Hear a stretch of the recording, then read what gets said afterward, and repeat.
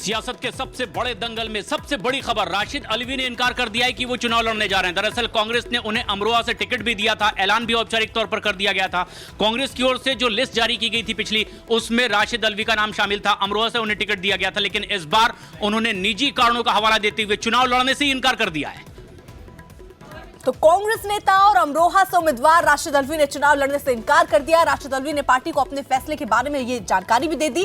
राशिद अल्वी ने निजी वजहों से चुनाव न लड़ने की बात कही है और यहीं अमरोहा से बीजेपी ने कंवर सिंह तंवर को उतारा है और बीएसपी ने दानिश अली पर दाव खेला है। और राशिद अल्वी भी यहीं से घोषित तौर पर अमरोहा से लड़ने वाले थे कांग्रेस की तरफ से चुनाव, लेकिन अभी उन्होंने साफ चुनाव लड़ने से इनकार कर दिया है और कहा है कि इसके पीछे निजी वजह है, इस कारण मैं ये चुनाव नहीं लड़ूंगा।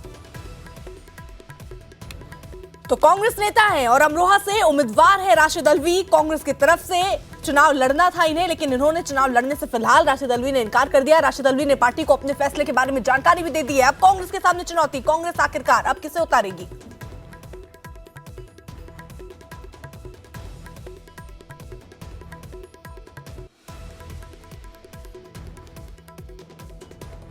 तो कांग्रेस ने लिस्ट बकायदा जारी की थी, अमरोहा से टिकट भी दिया था राशिद अल्वी को, लेकिन राशिद अल्वी ने चुनाव लड़ने से ही इनकार कर दिया है। अरुण हमारे साथ जुड़ चुके हैं। अरुण, क्यों इनकार किया चुनाव लड़ने से राशिद अल्वी ने?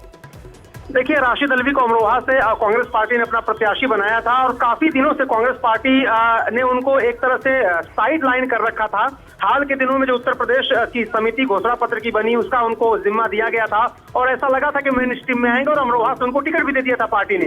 लेकिन कुंवर दानिश अली जो जेडीएस के नेता थे और जो बाद में बीएसपी में शामिल हुए थे और बीएसपी और समाजवादी पार्टी का जो गठबंधन है, उसकी तरफ से कुंवर दानिश अली को अमरोहा से मैदान में उतारा गया था और उसको लेकर के राशिद अल्वी को ऐसा लगता है कि वहां चुनाव नहीं जीत पाएंगे।